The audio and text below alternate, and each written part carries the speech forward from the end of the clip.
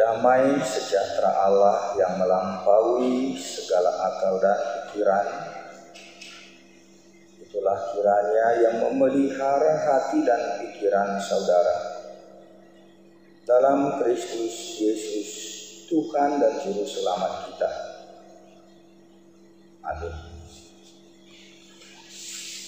Bapak Ibu jemaat yang terkasih dalam Tuhan Yesus, Shalom. Selamat hari Minggu. Sebelum saya menyampaikan firman Tuhan, perkenankan kami memperkenalkan diri lebih dahulu. Kami Pendeta Bernard Siagian, saat ini melayani sebagai Pendeta Resort HKBP Maranatha di Jalan Perkutut.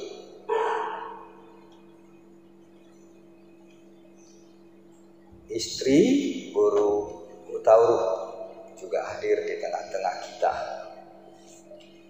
Tuhan telah mengaruniakan 3 anak bagi kami, 2 anak laki, 1 perempuan. Belum ada yang menikah, dan tahun ini saya akan pensiun sesuai dengan aturan-peraturan HKBP, usia 65 tahun, persisnya bulan 10. Saya bersukacita diberikan kesempatan untuk boleh ikut ambil bagian di tengah-tengah pelayanan jemaat kita. Karena itu kami sampaikan salam kepada kita, Horas. Firman Tuhan dari Lukas 5 ayat 1 sampai 11. Demikian pembacaan firman Tuhan. Penjala ikan menjadi penjala manusia. Pada suatu kali Yesus berdiri di pantai Danau Genesaret. Sedang orang banyak mengerumuni dia hendak mendengarkan firman Allah. Ia melihat 2 perahu di tepi pantai. Nelayan-nelayannya telah turun dan sedang membasuh jalannya. Ia naik ke dalam salah satu perahu itu, yaitu perahu Simon, dan menyuruh dia supaya menolakkan perahunya sedikit jauh dari pantai. Lalu ia duduk dan mengajar orang banyak dari atas perahu. Setelah selesai berbicara, ia berkata kepada Simon, "Bertolaklah ke tempat yang dalam dan tebarkanlah jalamu untuk menangkap ikan." Simon menjawab, "Guru, telah sepanjang malam kami bekerja keras dan kami tidak menangkap apa-apa. Tetapi karena Engkau menyuruhnya, aku akan menebarkan jala juga." Dan setelah mereka melakukannya, mereka menangkap sejumlah besar ikan sehingga jala mereka mulai koyak. Lalu mereka memberi isyarat kepada teman-temannya di perahu yang lain supaya mereka datang membantunya. Dan mereka itu datang, lalu mereka bersama-sama mengisi kedua perahu itu dengan ikan hingga hampir tenggelam. Ketika Simon Petrus melihat hal itu, ia pun tersungkur di depan Yesus dan berkata, "Tuhan, pergilah daripadaku, karena aku ini seorang berdosa." Sebab ia dan semua orang yang bersama-sama dengan dia takjub oleh karena banyaknya ikan yang mereka tangkap. Demikian juga Yakobus dan Yohanes, anak-anak Zebedius yang menjadi teman Simon. Kata Yesus kepada Simon, "Jangan takut. Mulai dari sekarang engkau akan menjala manusia."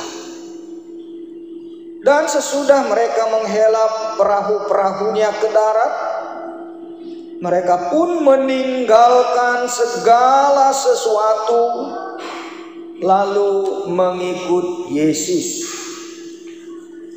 Demikian firman Tuhan. Bapak Ibu jemaat yang dikasihi Tuhan Yesus, kita minggu ini sudah memasuki minggu kelima setelah Epifanias. Epifanias artinya dari bahasa Yunani membukakan, mengungkapkan wajah. Epifani. Bagaimana makna dari membukakan wajah? Allah yang membukakan wajahnya, menyatakan dirinya bagi kita. Itulah yang dimaknai dengan firman Tuhan pada minggu-minggu Epifanias. Allah menampakkan wajahnya, Allah menyatakan dirinya. Oleh karena itu saudara-saudara, melalui firman Tuhan pada minggu-minggu Epifanias yang sudah 4 minggu berlalu, kita sudah diberikan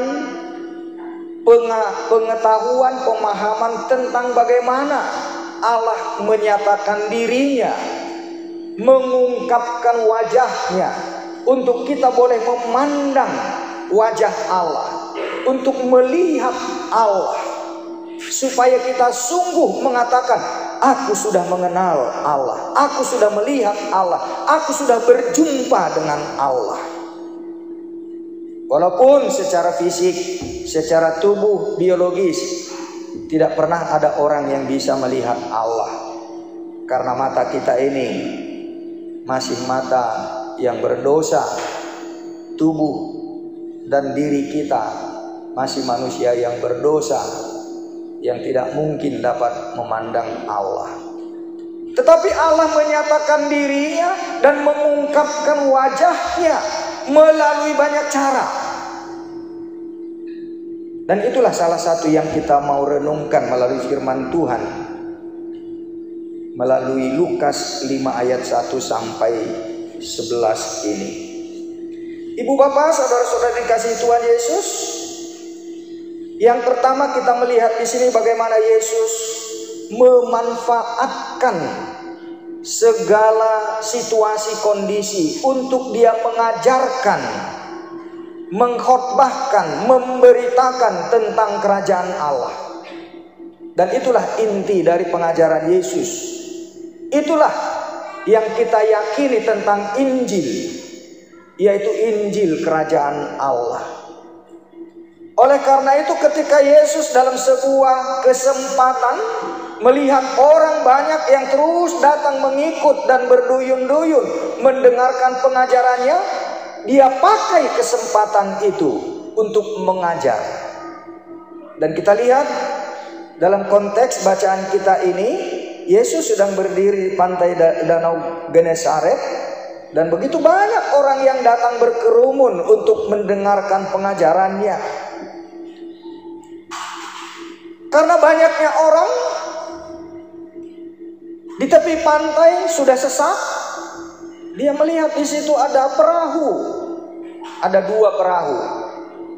Yang dia lihat juga nelayan-nelayannya baru membersihkan jalannya, mempersiapkan bekal mereka untuk dihentikan beristirahat karena mereka sudah sepanjang malam bekerja, tetapi ternyata tidak mendapatkan apa-apa dari hasil semalaman menjala ikan.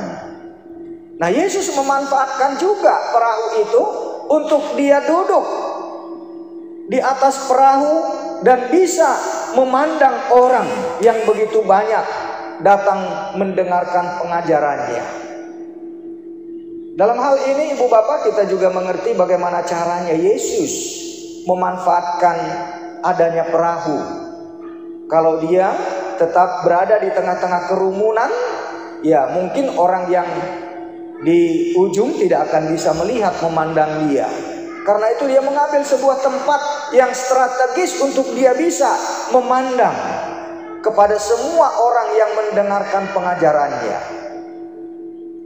Dalam hal ini Ibu Bapak, mungkin para guru yang sudah terbiasa mengajar, ya begitu juga dengan kenapa ini podium ini dibuat tinggi ya, supaya bisa memandang kepada semua dan suara itu bisa didengarkan dengan jelas.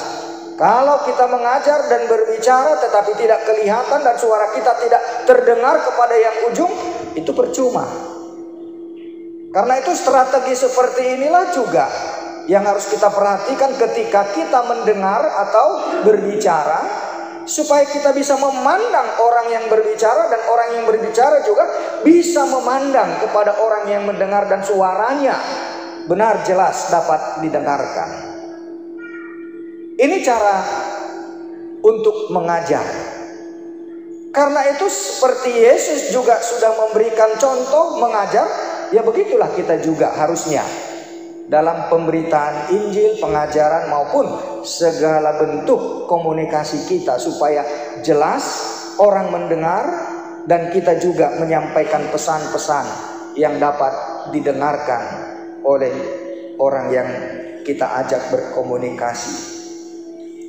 Nah, yang berikut saudara-saudara, inilah intisari kisah yang sangat menarik ini, sehingga sampai penjala ikan menjadi penjala manusia. Kita tahu dalam cerita ini bagaimana Simon dan teman-temannya, dua perahu itu sepanjang malam sudah bekerja keras, tapi satu pun tidak ada memperoleh hasil.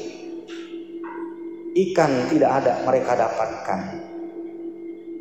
Tetapi setelah Yesus selesai berbicara, mengajar, dia juga peduli kepada para nelayan yang sudah bekerja keras tetapi tidak mendapatkan hasil apa-apa.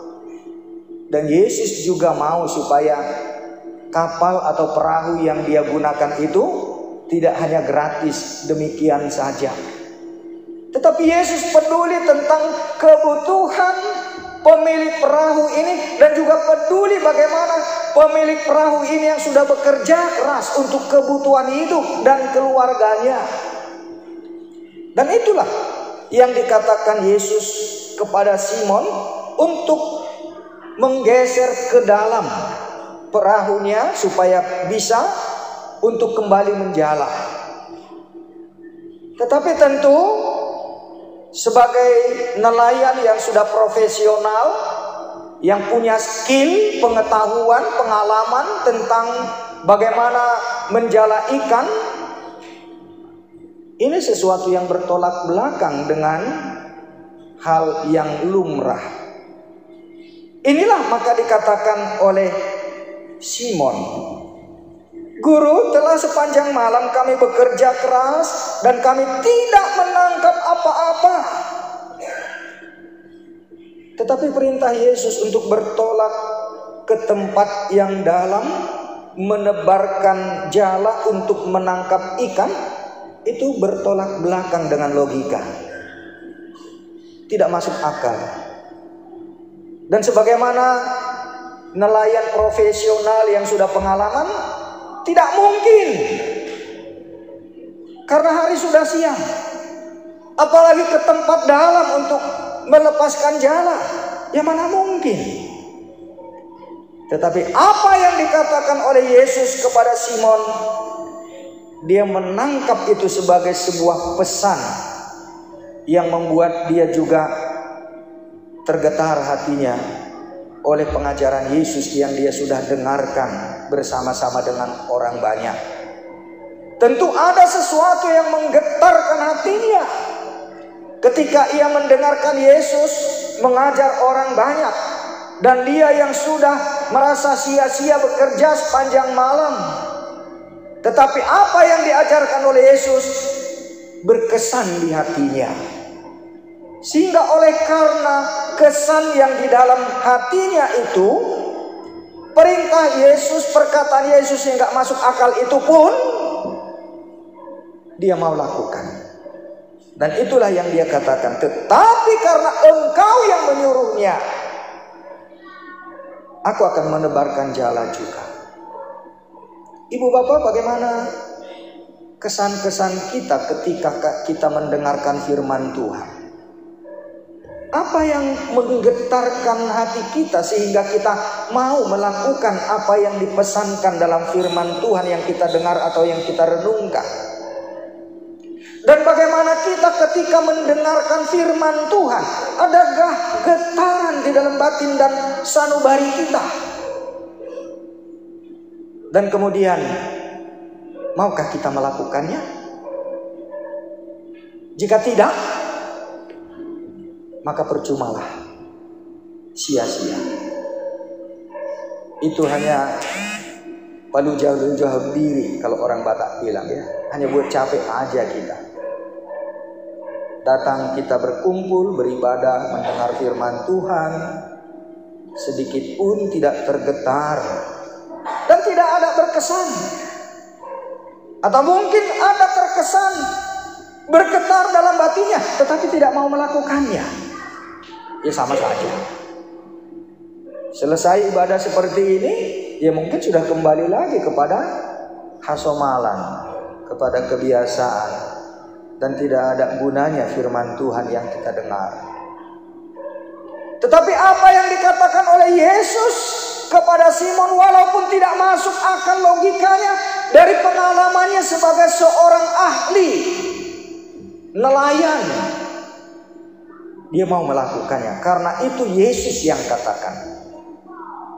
Artinya apa yang sudah disampaikan Yesus ketika Yesus mengajar orang banyak berkesan di hati Simon yang juga ikut mendengar. Dia percaya dan mau melakukan itu walaupun tidak sesuai dengan akal sehat dan keahliannya. Dia mau melakukan karena itu Yesus yang mengatakan. Demikian juga dengan kita, ibu bapak. Kalau kita mendengarkan firman Tuhan, nggak usah lihat orangnya siapa yang mengatakan, tetapi itu firman Tuhan. Kalau kita melihat orangnya, kita akan gagal. Tetapi kalau itu adalah firman Tuhan, siapapun yang menyampaikannya, tidak usah persoalkan. Itu persoalan pribadinya. Tetapi kalau itu firman Tuhan, kita yakini itu firman Tuhan, dengar dan lakukan. Inilah yang mendatangkan karya keselamatan. Pemberitaan Yesus mengajar orang banyak. Simon juga ikut mendengar. Dari jerih lelah sepanjang malam dia sudah merasa sia-sia, bekerja keras tidak ada hasil. Tetapi oleh karena pengajaran Yesus yang dia juga ikut mendengar, Yesus katakan, bergeserlah ke tempat dalam, campakkanlah jalamu. Tidak masuk akal, tapi dia mau lakukan. Dan itulah buah dari iman. Bapak ibu saudara-saudara, inti iman yang berbuah adalah ketaatan. Kita bisa beriman, dan semua orang mungkin katakan dia sebagai orang beriman. Tapi persoalannya apa buahnya? Apa hasil dari iman yang kita katakan itu? Tidak ada hasil kalau tidak ada ketaatan. Ketaatan itulah yang membuahkan iman. Dan itulah yang terjadi kepada Simon, yang sudah tadinya secara logis katakan gak mungkin. Tetapi karena engkau yang mengatakan, karena Yesus yang mengatakan, dia lakukan. Tapi kalau siapa yang mengatakan seperti kita sekarang, kalau Bapak Ibu kita melihat siapa pengkhotbahnya, itu akan gagal juga. Atau kita menjadi penganut, pengikut, pengkhotbah. Dan disitulah terjadi juga acap blok-blokan yang kagum dan mengidolakan seseorang pengkhotbah karena hebat khotbahnya. Dan itu yang membuat perpecahan di Korintus dan di banyak jemaat. Dan itu juga gambaran dari banyaknya aliran-aliran kekristenan dan aliran-aliran kepercayaan, karena dia mendengarkan suara yang mengajar. Dan disitulah acap perpecahan gereja, karena dia mengidolakan siapa yang mengajar. Contoh jemaat Korintus yang terjadi perpecahan, perselisihan. Tetapi kalau itu adalah firman Tuhan, kalau Yesus yang mengatakan, tidak usah lihat siapa yang mengatakan, tetapi Yesus Tuhan yang mengatakan, lakukanlah. Dengan ketaatan yang seperti itulah iman kita akan berbuah. Ibu bapak, saudara-saudara, hal yang lebih menarik lagi, setelah mengalami hal yang tadinya tidak masuk akal tetapi berbuah hal yang luar biasa, Simon takjub, kaget, dan disitulah dia menyadari Tuhan yang berbicara dan berjumpa dengan dia, dan dia sadar siapa dia, seorang yang berdosa. Perjumpaan dengan Tuhanlah yang membuat kita sadar tentang siapa kita. Orang yang berdosa, yang tidak layak sama sekali. Kalau kita tidak pernah berjumpa dengan Tuhan, kita tidak pernah sadar tentang dosa. Kita tidak pernah merasa diri kita berdosa. Dan barangkali kita juga selalu mengandalkan keakuan kita, kehebatan kita, kejagoan kita. Semua hal yang hebat akan yang kita andalkan. Tetapi ketika kita sudah berjumpa dengan Tuhan, disitulah kita sadar bahwa kita adalah orang yang berdosa. Sebagaimana Simon, aku tidak layak Tuhan, pergilah engkau dari aku. Tetapi apa yang Yesus katakan? Yesus tidak menghukum.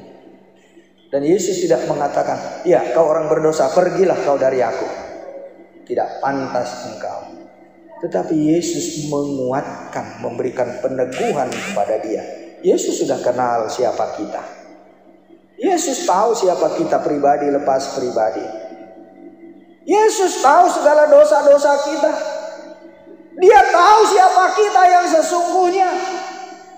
Dan tidak ada orang yang boleh mengatakan aku layak di hadapan Tuhan. Semua kita orang berdosa. Kalau engkau merasa dirimu tidak berdosa, tinggalkan Tuhan Yesus. Tidak butuh juru selamat buatmu. Tidak butuh Yesus bagimu.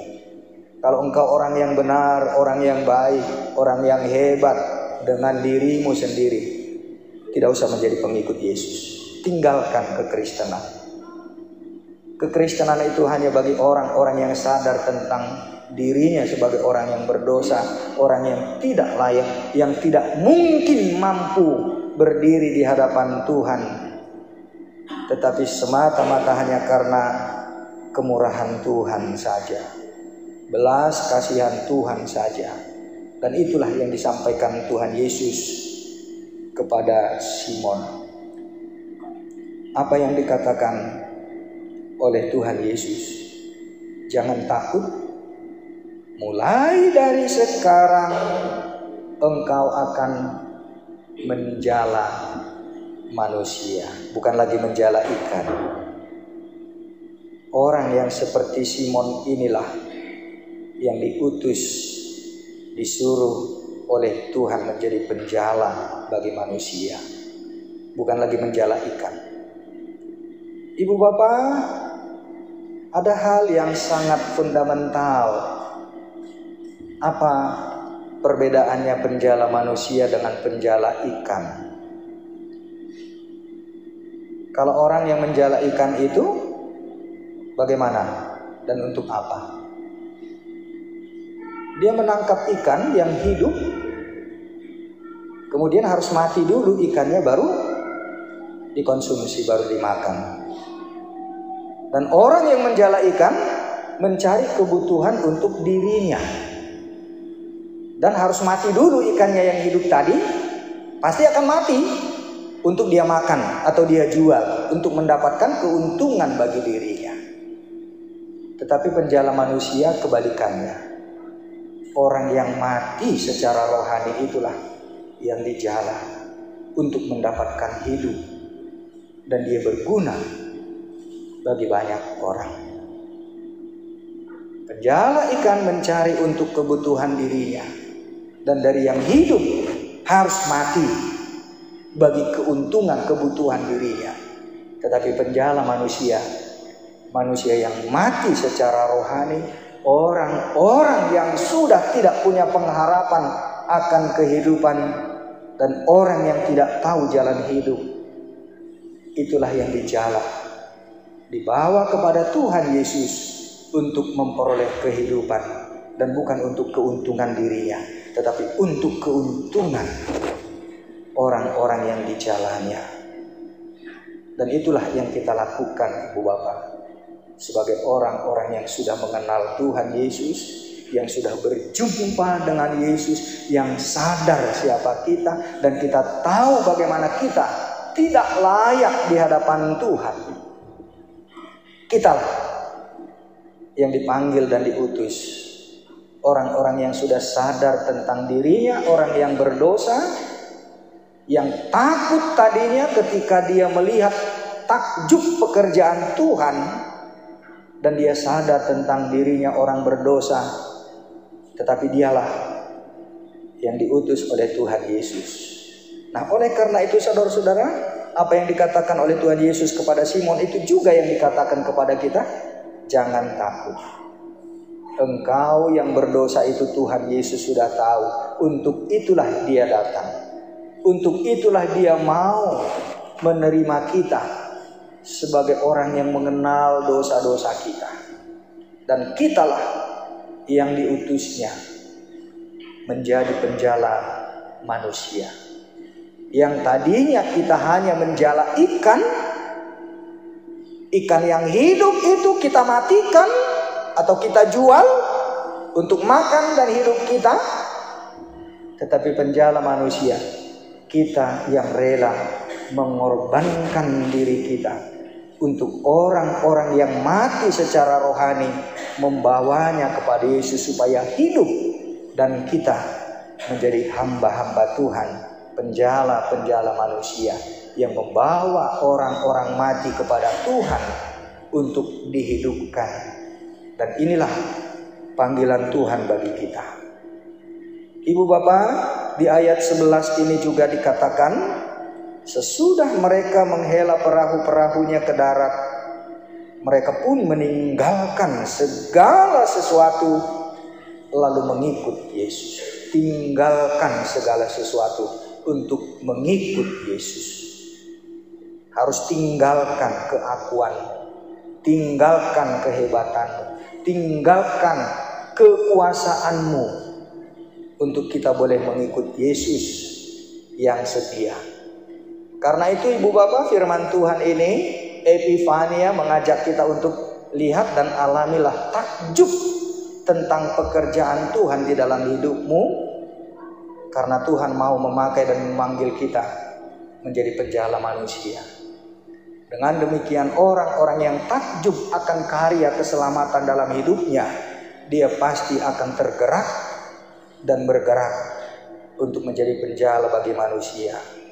Tetapi orang yang tidak pernah takjub akan pekerjaan Tuhan dalam dirinya, tidak pernah mengenal dirinya sebagai orang yang berdosa yang tidak layak, tetapi Tuhan Yesus yang sudah menerima kita apa adanya kita, yang sudah melihat karya agung keselamatan yang membuat takjub, yang membuat kita heran kenapa orang seperti aku ini boleh layak di hadapan Tuhan. Karya itulah yang membuat kita takjub Dan itulah yang menggerakkan orang-orang mau mengorbankan dirinya, berguna bagi orang lain, meninggalkan segala sesuatu. Dengan demikian, biarlah kita semua boleh seperti murid-murid Yesus yang sudah melihat takjub pekerjaan Allah dalam kehidupan kita, terutama karena kita sadar tahu siapa kita, orang yang berdosa, yang tidak layak di hadapan Tuhan, tetapi Tuhan menerima dan bahkan membekali kita. Jangan takut, biarlah kita juga boleh mengalami karya mujizat yang membuat kita takjub akan Tuhan yang sudah menyelamatkan kita, dan jadilah sebagai penjala manusia. Amin. Bapa di dalam sorga, kami bersyukur kalau hari ini juga kami boleh mendengarkan firman Tuhan. Sebagaimana hari-hari yang lalu, selama minggu-minggu Epifanias, kami dicerahkan untuk mengenal dan bahkan berjumpa, melihat wajah Tuhan di dalam kehidupan pribadi lepas pribadi, dalam peristiwa-peristiwa yang kami alami, terutama juga melalui persekutuan firman, di mana kami juga boleh belajar mendengar suara kebenaran Tuhan untuk mengerti tentang karya keselamatan, sehingga kami boleh takjub dan kagum akan karya Tuhan dalam kehidupan kami.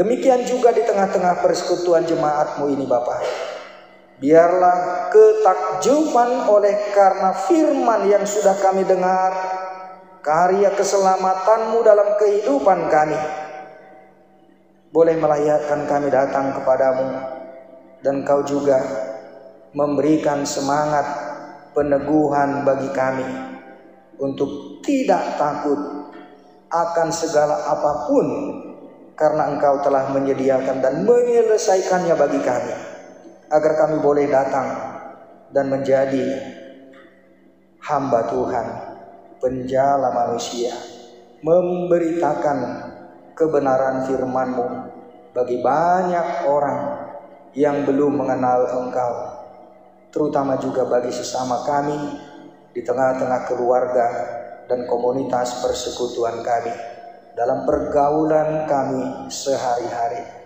Terima kasih Bapa atas firman-Mu ini. Biarlah juga kami Engkau mampukan melalui bekal firman Tuhan, melalui iman yang menyelamatkan, boleh menjadi alat Tuhan menjala manusia. Terpujilah Engkau Bapa, urapi segenap jemaat-Mu yang sudah mendengar, merenungkan, dan mengalami karya keselamatan-Mu, yang takjub akan karya keselamatan-Mu, sehingga kami juga boleh menjadi hamba-hamba-Mu. Dalam nama Tuhan Yesus. Amin.